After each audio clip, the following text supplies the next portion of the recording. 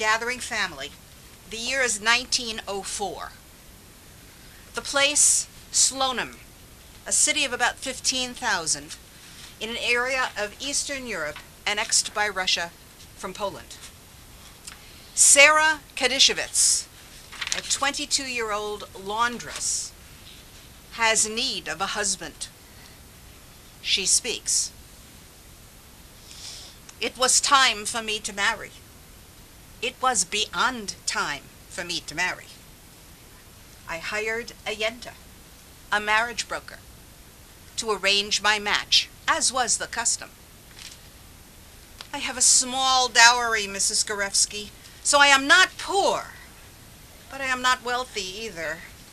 I work in a laundry, so I can earn a living and support a husband. Can you find me one, Mrs. Gorevsky? You are not a beauty, Sarah, and your dowry is small. Finding you a husband will be difficult. You know Avram, the butcher's son. His parents think it's time for him to marry. Oh, God, Mrs. Gorevsky, he's only 14 years old. And he smells from guts. Please keep looking. And, Mrs. Gorevsky, I'd be so grateful if he's handsome. She found me a match. A fine, studious 22-year-old man named Benjamin Datlevitsky from a nearby farm town, Zatlava. Since I was born and lived my life in Slonim, no one in Zatlava had ever seen me. I need a picture of you, Sarah, so the Datlevitsky family can see what you look like. I went to a photographer and spent half a week's salary to have my picture taken. I chose a picture in profile. I had arranged my hair in a large bun at the nape of my neck.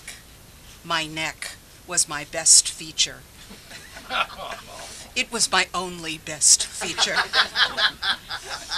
Days later, the Yenta came running into the laundry. Sarah! The picture shows only the left side of your face. The Datlevitskys think the right side of your face must be scarred. We have to go show them you are not disfigured. With the horse pulling the wagon as fast as it could, the Yenta and I raced up to the Zatlava. I sat quietly in the parlor of the Datlevitsky house, balancing a cup of hot tea on my nervous knees. Every once in a while, one of the Datlevitsky brothers or sisters walked slowly by the parlor door, examining my face as they passed. I couldn't help but smile. And then a young man appeared in the parlor door. He was slim and dark, with shiny black eyes and apple cheeks. This beautiful young man was going to be my husband. I didn't know his mother had other ideas. I longed for a family that was mine. My parents, Israel and Rachel Datlevitsky, agreed. I needed a wife. My mother found a Yenta to locate me a proper bride. Mrs. Gorevsky, she's got to be at least from Slonim, or better, Vilna, or Minsk, someplace important. A woman with a dowry, an educated woman who can read, write, cook, and clean, and of course, a woman who wants a large family. That's all, Mrs. Datlevitsky? What, she shouldn't be able to walk on water? A few weeks later, the Yenta had made a match and had a picture of Sarah delivered to my parents. When the picture arrived, my younger sister Golda looked at it, horrified. Why would she send a picture of only the left side of her face? Maybe the right side isn't so good. Maybe the right side has horrible blotches, or a big black mole, or a strawberry birthmark. My mother asked the Yenta to bring Sarah to the house. I stood in the parlor doorway, willing Sarah to turn her head toward me. As if she sensed me there, she turned her head and stared into my eyes. I could not move. Slowly, Sarah's face changed from nervousness to curiosity, and then to tenderness. After they left, my mother sat me down. She's such a plain girl, Benjamin. With no parents, no family, and no status. A laundress, a tiny dowry. Such a plain girl. Not for you, Benjamin, not for you. You can do better. We will find you a good wife. No, the Yenta has already found me a good wife. I want to marry her. You defy your mother and father? Mother, she is my besheret. My mother stared at me, speechless at my disrespect. She was not going to relent. I left the house and went to find Sarah at the laundry.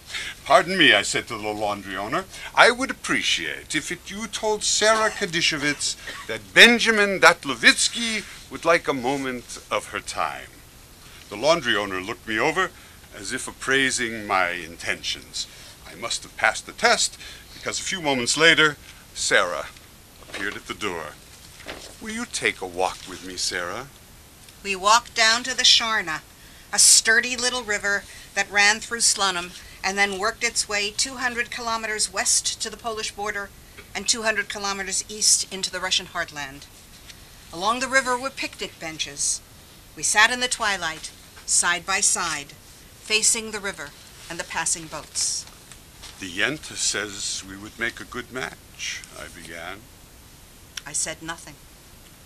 And I agree with her. Again, I said nothing. Sarah, please, tell me if you agree. I couldn't breathe as I waited for her response. Finally she spoke, slowly, carefully, without looking at me. Will you be a good husband, Benjamin? Will you be my friend? Will you care for me when I grow old? Will you love our children? Yes, Sarah, yes. I will do all that and more. A pause. Then her hand, which had been resting on the bench next to mine, moved imperceptibly over, her pinky finger stretching out to touch mine. A bold violation of Shomer Negia, no touching. I waited. Only then did she turn to me. Then I will be your wife, Benjamin. I went back to my flat, changed into my... That's me. I'm sorry. I went back to my flat. Oh, yes. And changed into my only good dress.